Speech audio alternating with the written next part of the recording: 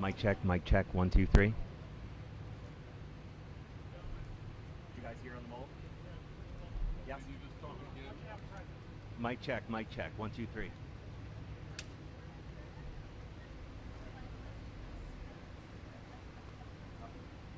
No, we're good. Oh, good. We were just asking for a little more, that's all. Okay, but you're good? You happy? Everyone good? That's all that matters.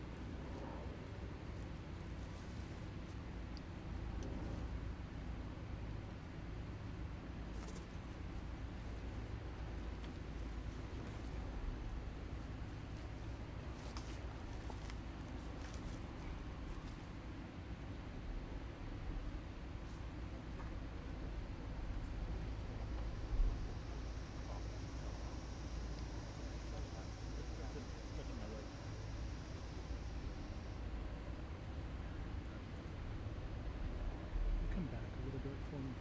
Thank you so much.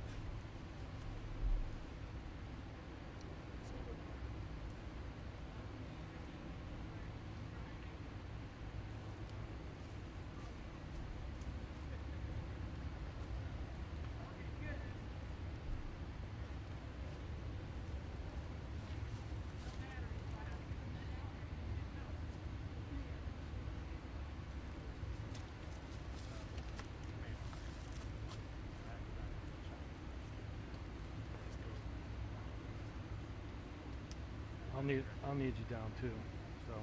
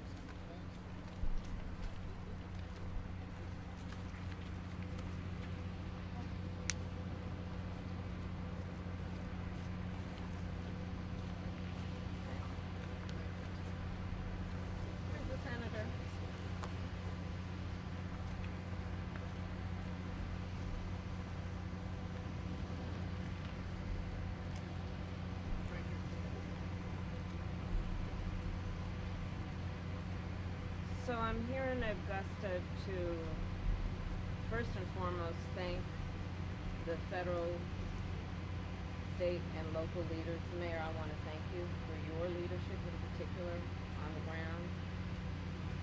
I am here to personally take a look at the devastation, which is extraordinary, and it is particularly devastating in terms of the loss of life that this community has experienced, the loss of normalcy, and the loss of critical resources. And so I'm here today to thank all of those who are working to get folks the support and the relief that they so desperately need and so rightly deserve. And that includes the fact that still in this community up to 60% of the residents here do not have power.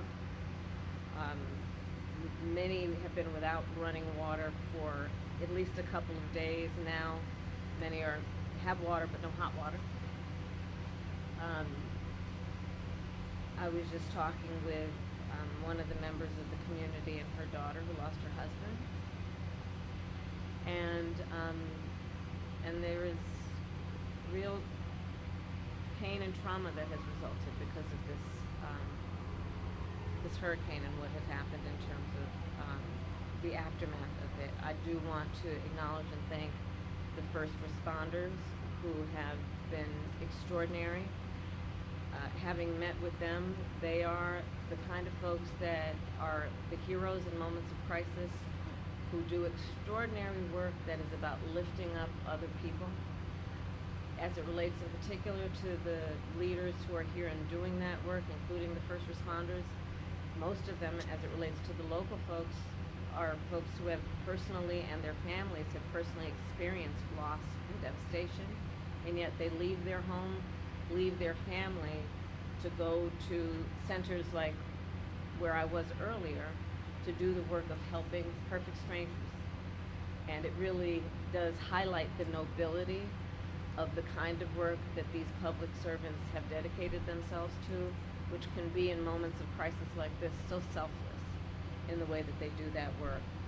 The President and I have been paying close attention from the beginning to what we need to do to make sure the federal resources hit the ground as quickly as possible. And that includes what was necessary to make sure that we provided direct federal assistance, and that work has been happening. I want to thank the governor for his leadership and his close coordination with the federal government, with our administration, and I want to thank the local leaders for together creating a task force-like response, knowing that we are at our best when we work together and coordinate resources, coordinate our communications to the maximum effect for the community that has been impacted. And the federal relief and assistance that we have been providing has included FEMA providing $750 for folks who need immediate needs being met, such as food, baby formula, and the like. And you can apply now for anyone who's watching this who has been affected. There are FEMA personnel who are going door to door to interact personally with folks, especially those who do not have electricity. But also that aid, if you have electricity, can be applied for online, and I encourage people to do that. FEMA will just basically verify your address, and then the process should take hold. FEMA is also providing tens of thousands more dollars for folks to help them be able to deal with home repair, to be able to cover a deductible when and if they have insurance, and also hotel costs. Today I'm also announcing that the President has approved the Governor's request for 100% federal reimbursement of local costs. And Mayor, as you have pointed out, the burden to local governments, including the state government, is pretty immense. And so by announcing today and making the dedicated resources to cover 100% of local costs, will have a huge impact on our ability to get relief to people as quickly as possible. And that will include, for example, what the federal government will do to reimburse local and state governments around issues like debris removal, which you can see just up and down this street, much less in other areas of the state and in the region. This is a big issue. I was speaking with one of the residents of the community who needs that big tree removed so she can actually get to work and make sure that her child is able to get to school when the schools reopen. So this is a very big part of the recovery process. That money of the federal reimbursement will also help with emergency services that are now being provided by the state, so that they can be reimbursed and then have the resources to keep providing those emergency services. Also, we will be covering the local government costs for food, water, and shelter. Again, resources that are desperately needed by the members of this community. And so my final point to the residents of this community and the region is that we are here for the long haul. There is the work that we have done together that was the immediate response, well, preparation for, and then the immediate response after. But there's a lot of work that's going to need to happen over the coming days, weeks, and months. And the coordination that we have dedicated ourselves to will be long-lasting, to get families, to get residents, to get neighborhoods back up and running. And my last point is this.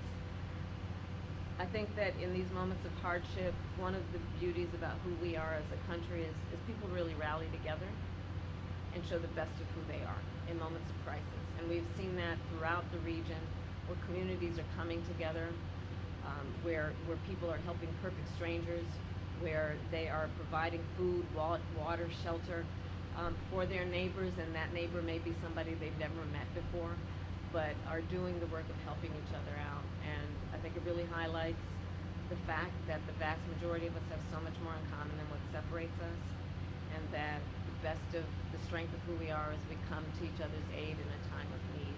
So I thank everyone for doing that kind of work every day. And with that, there is more work to be done. Thank you all. Do you have an update on the death toll, Madam Vice President, or on people who are missing? I did receive updates in terms of what's happening in the state, and so far the number looks to be 33. The mayor was just sharing with me 7 alone in Augusta Richmond County.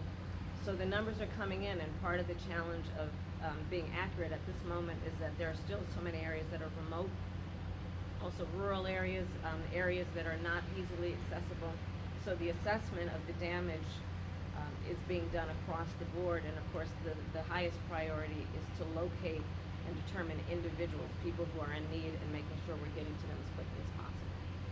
Okay, thanks everybody. We're going to move. If you just follow our press lead this way.